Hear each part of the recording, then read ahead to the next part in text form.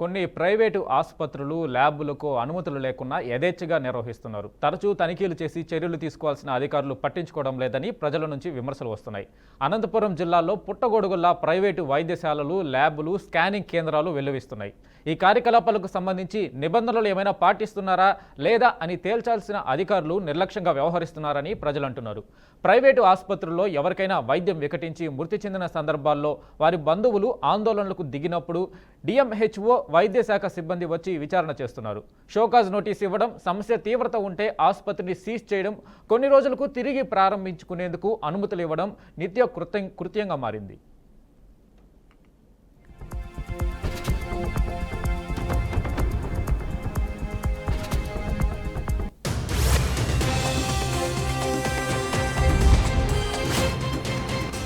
అనంతపురంలోని రామచంద్రనగర్లో ఉన్న Srikrupa multi speciality వైద్యశాలకు ఎలాంటి అనుమతి ఇవ్వలేదని అధికారులు ప్రకటించారు. ఇందులో వైద్యుడు ప్రభుత్వ సర్వజన వైద్యశాలలో జనరల్ సర్జన్ కావడం విశేషం. గతంలో రమణ నాయక్ లావణ్య ప్రైవేటు ఆసుపత్రి నిర్వహించేవారు. గతేడాది సెప్టెంబర్లో కూడేరు మండలానికి చెందిన రాధమ్మకు చేసిన శస్త్రచికిత్స వికటించి మృతి చెందింది ఆమె. దీంతో మృతురాలి బంధువులు ధర్నా చేశారు. అనంతరం డిఎంహెచ్ఓ వెళ్లి పరిశీలించగా క్లినిక్ నిర్వహించడానికి అనుమతి ఉందని, శస్త్రచికిత్స చేసి నిబంధనలు ఉల్లంఘించారని ఆసుపత్రిని సీజ్ చేశారు. ఆ తర్వాత రమణ నాయక్పై తగిన చర్యలు తీసుకోవాలని విచారణ కమిటీ నివేదిక ఇచ్చింది. ఈ తతంగం కొనసాగుతుండగానే రమణ నాయక్ ఆసుపత్రి పేరు మార్చుకుని వైద్య సేవలు అందించడం ప్రారంభించారు. తాజాగా రాధిక అనే మహిళలకు వైద్యం వికటించడంతో విషయం వెలుగులోకి వచ్చింది.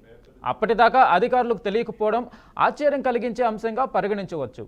పలు ఆసుపత్రుల వద్ద బోర్డుల్లో పేర్కొన్న వైద్యులలో అత్యధికులు అక్కడ పనిచేయడం లేదు.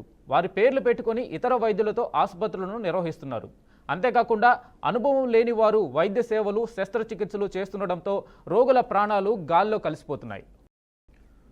ఇక దీనిపై మరింత సమాచారం మా ప్రతినిధి విజయ్ అందిస్తారు. విజయ్, చెప్పండి, అసలు ఈ శ్రీకృప హాస్పిటల్ ఏదైతే ఉందో ఆ నిర్వాహకం, దానికి సంబంధించిన పూర్తి డీటెయిల్స్ ఏంటి? అసలు లైసెన్స్ లేకుండా అనుమతి లేని వైద్యుల ద్వారా శస్త్రచికిత్స చేయడం, వీటన్నిటి మీద అసలు పూర్తి డీటెయిల్స్ చెప్పండి. అయితే మనం చూసుకుంటే దేశవ్యాప్తంగా తక్కువ పెట్టుబడితో ఎక్కువ ఆదాయం సంపాదిస్తున్నది కేవలం హాస్పిటల్స్.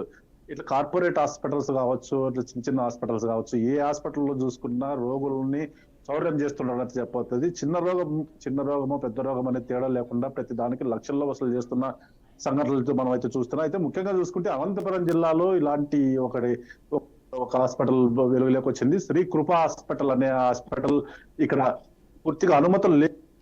ఇక్కడ హాస్పిటల్ రన్ చేస్తున్నట్లయితే మనకి ఇప్పుడే వెలుగులోకి వచ్చింది. అయితే శ్రీ కృప హాస్పిటల్ అనేది ఒక వైద్యుడు ఏదైతే ప్రభుత్వ ఆసుపత్రుల్లో సర్జన్ గా పనిచేస్తున్న రమణ నాయక్ అనే వైద్యుడు నిర్వహిస్తున్నాడు. అయితే మనకు ఆలస్యంగా వెలుగులోకి అయితే వచ్చింది. అయితే గతంలో కూడా ఈ రమణ నాయక్ అనే వ్యక్తి ఏదో లావణ్య హాస్పిటల్ అనే పేరుతో ఒక హాస్పిటల్ నడుపుతూ అక్కడ ఒక రోగికి ఏదైతే కూడేరు మండలంలో రాధమ్మ అనే రోగికి శస్త్రచికిత్స వికటించడంతో అప్పుడు పెద్ద ఎత్తున దుమారం అయితే లేగింది. హాస్పిటల్ ముందర బంధువులు అయితే పూర్తిగా ధర్నాలు చేయడంతో డిఎంహెచ్ఓ హాస్పిటల్ పరిశీలించి అప్పట్లో హాస్పిటల్కి అయితే అనుమతులు ఉన్నాయి. అయితే ఈ హాస్పిటల్లో శస్త్రచికిత్సలు చేయడానికి అయితే అనుమతులు లేవని చెప్పి అప్పుడు హాస్పిటల్ సీజ్ చేయడం జరిగింది. అయితే దీనిపైన రమణ నాయక్ పై ఎంక్వైరీ వేశారు. రమణ నాయక్ ఎంక్వైరీలో నడుస్తుండగానే రమణ నాయక్ వేరే పేరుతో ఒక శ్రీకృప హాస్పిటల్ అనే పేరుతో అయితే అనంతపురంలో మరో హాస్పిటల్ అయితే రన్ చేస్తున్న సంఘటన అయితే చోటు చేసుకుంది. అయితే ఈ శ్రీకృప హాస్పిటల్లో కూడా ఒక రాధిక అనే మహిళకు శస్త్రచికిత్స వికటించడంతో ఇది కూడా మరోసారి పెద్ద దుమారమే లేపింది. అయితే ఇట్లాంటి హాస్పిటల్స్ ఒకటి కాదు, రెండు కాదు, అనంతపురంలో పుట్టగొడుగుల్లాగా అయితే ఇట్లాంటి హాస్పిటల్స్ అయితే వెలుగులోకి వస్తున్నాయి. అయితే ఏ చిన్న చిన్న రోగాలకు కూడా పెద్ద అంటే మందులు ఇస్తూ దానికి పెద్ద శస్త్రచికిత్సలు అవసరం అంటూ అయితే పెద్ద ఎత్తున ప్రజలను అయితే చౌర్యం చేస్తున్నారు. ప్రజల నుంచి భారీ దోపిడీ కూడా చేస్తున్నారు. అయితే అలాగే అక్కడ ఈ హాస్పిటల్లో పెద్ద డాక్టర్లు అయితే పనిచేస్తారని చెప్పి బయట పెద్ద డాక్టర్ల పేరు ఎంబీబీఎస్ ఇంకా ఏమేమో రాసి మా హాస్పిటల్లో ఇట్లాంటి డాక్టర్లు ఉన్నారు, మంచి సేవలు అందిస్తామని చెప్పి ప్రజలను కూడా మోసం చేస్తున్న సంఘటనలు అయితే జరుగుతున్నాయి. అయితే హాస్పిటల్లో పూర్తిగా పరిశీలించుకుంటే బయట బోర్డులో ఉన్న పేర్లకు బదులుగా వేరే నకిలీ డాక్టర్లను పెట్టి కూడా హాస్పిటల్స్ లో ట్రీట్మెంట్ ఇస్తున్న సంఘటనలు అయితే మనం చూస్తూనే ఉన్నాము. అయితే ఇలాంటి హాస్పిటల్స్ అనంతపురంలోనే కాకుండా మొత్తం రాష్ట్ర వ్యాప్తంగానే కూడా చాలానే ఉన్నాయని చెప్పవచ్చు. అయితే ఇక్కడ కూడా కేవలం అదే హాస్పిటల్లోనే మెడికల్ షాపులు, మళ్ళీ అలాగే అక్కడ ల్యాబ్లు సైతం అన్ని మా హాస్పిటల్లోనే దొరుకుతాయని చెప్పి ప్రతి రోగి నుంచి కొన్ని వేల నుంచి అంటే రోగాన్ని బట్టి లక్షల్లో కూడా వసూలు చేస్తున్న సంఘటనలు అయితే వీటిపైన డిఎంఎండ్ అధికారులు డిఎంఎండ్హెచ్ అధికారులు కానీ ఉన్నత స్థాయి అధికారులు కానివ్వండి పూర్తిగా చోద్యం చూస్తున్నారని చెప్పవచ్చు. అయితే ముఖ్యంగా వారికి కూడా ప్రతి ఒక్కరికి లంచాలు ఏదైతే మనం మామూలు లంచాలు అనే కదా మామూలు ప్రతి నెల మామూలు పోతుండడంతో అధికారులు కూడా పూర్తిగా నిమ్మకు నీరు ఎత్తినట్లయితే ఉండిపోతున్నారు.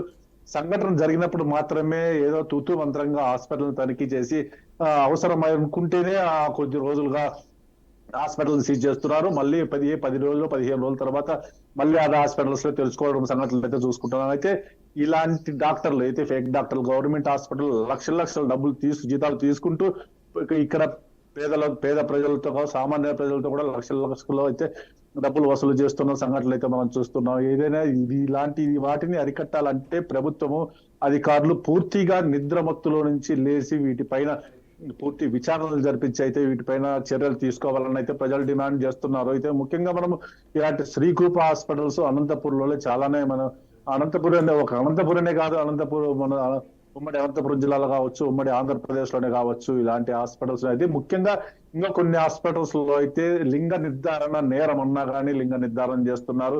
ఏదైతే ఆడపిల్ల లింగ నిర్ధారణలో ఆడపిల్ల అంటే తేలితే ఆడపిల్లకు కూడా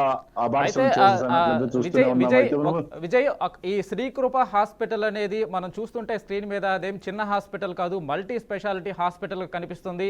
అయితే అది ఎప్పటి నుంచి ఆ ఆసుపత్రి సేవలు అందుబాటులో ఉన్నాయి, ఎప్పటి నుంచి ఉన్నాయి? అయితే ఇన్ని రోజులుగా డిఎంహెచ్ఓ అధికారులు చోద్యం చూస్తూ ఉండడం వెనక ఏమైనా పెద్దల హస్తం ఏమైనా ఉందా? ఎందుకంటే ఆ డాక్టర్ కూడా ప్రభుత్వ హాస్పిటల్లో డాక్టర్గా పనిచేస్తున్నాడు కాబట్టి. అయితే మన శ్రీకృప హాస్పిటల్ అనేది కేవలం రమణ నాయక్ అనే వైద్యుడు నిర్వహిస్తున్నట్లయితే మనకు తెలుస్తుంది. అయితే రమణ నాయక్ ఏదైతే గత సెప్టెంబర్ లో లావణ్య క్లినిక్ అనే ఒక హాస్పిటల్ పేరుతో అయితే రన్ చేశాడు. ఏదైతే మన పూరేరు మండలానికి చెందిన రాధమ్మ ఎప్పుడైతే హాస్పిటల్లో మరణించిందో ఆ తర్వాత రమణ నాయక్ పైన ఎంక్వైరీ చేయడము హాస్పిటల్ సీజ్ చేయడం జరిగిందో ఆ తర్వాత రమణ నాయక్ శ్రీకృప హాస్పిటల్ అనేది ప్రారంభించాడు అన్నది అయితే మనకు తెలుస్తుంది. అయితే ప్రభుత్వ ఉద్యోగం చేస్తూ లక్షల జీతం తీసుకుంటున్న రమణ నాయక్ అధికంగా అంటే మనం అడ్డదారులలో డబ్బులు సంపాదించడం అనేది అయితే ఈజీగా ఉంటది. ఇలాంటి హాస్పిటల్స్ పెడితే మనం ఈజీగా పెద్ద హాస్పిటల్ పెడితే ఈజీగా డబ్బులు సంపాదించనే కేవలం ఒకే ఒక కాన్సెప్ట్ అయితే రమణ నాయక్ హాస్పిటల్ ఓపెన్ చేశారట్లు తెలుస్తుంది. అక్కడ హాస్పిటల్లో కూడా పెద్ద డాక్టర్లు ఇది హైదరాబాద్ నుంచి కానీ బెంగళూరు నుంచి కానీ డాక్టర్లు వస్తున్నాయని చెప్పి వారి డాక్టర్ల పేర్లు కూడా బోర్డులో మెన్షన్ చేయడం జరిగింది.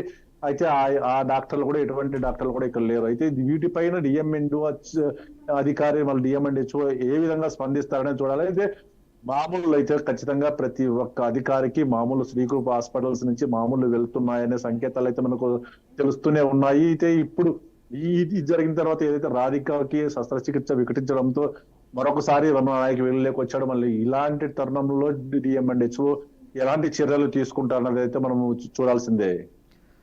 అయితే విజయ్ చెప్పండి, డిఎంహెచ్ఓ అధికారులు వచ్చి పరిశీలించాక ఇప్పుడు ప్రస్తుతం ప్రాథమికంగా ఏం చర్యలు తీసుకున్నారో ఆ ఆసుపత్రిని సీజ్ చేశారా లేదా? అయితే ప్రస్తుతానికైతే హాస్పిటల్ అయితే సీజ్ చేస్తున్న సంఘటనలు అయితే ఇంకా ఏది జరగలేదు. అయితే ఇంకా పూర్తిగా ఎంక్వైరీలో ఉందని అయితే తెలుస్తోంది. అయితే పూర్తి ఆధారాలు అయితే ముఖ్యంగా చూసుకుంటే హాస్పిటల్స్ కి ఎటువంటి అనుమతులు లేవు అనేది అయితే ఒకటి మనకైతే తెలిసినట్టుంది. మరి అనుమతి లేని హాస్పిటల్ ఇంతవరకు ఎలా రన్ చేశారు, అనుమతులు లేని హాస్పిటల్స్ కు డిఎంఎండ్హెచ్ఓ అధికారి ఎలా వీటికి అనుమతులు ఇచ్చారనేది అయితే మనం ఆసక్తిగా ఎదురు చూస్తుంది. అయితే ఈ సంఘటనను పూర్తిగా అక్కడ పరిసర ప్రాంతాల ప్రజలు కానీ బాధితులు కానీ పూర్తిగా ప్రభుత్వం దృష్టికి తీసుకెళ్తాము. ఇలాంటి హాస్పిటల్స్ ను కట్టడి చేయాల్సిందేనని చెప్పి పెద్ద ఎత్తున ధర్నాలు అయితే అనంతపురం హాస్పిటల్ ముందు ధర్నా కూడా చేయడం జరిగింది. మరి డిఎంఎండ్హెచ్ఓ ఎలా స్పందిస్తుంది, మరి సీజ్ చేస్తారా? అనుమతులు లేకుండా ఈ పార్టీకే సీజ్ చేయాల్సింది, ఇంతవరకు సీజ్ చేయలేదంటే మరి ఎలాంటి మొదలబులు ఉన్నాయి అనేది అయితే మనకు తెలియాల్సి ఉంది. Okay, right Vijay, thank you.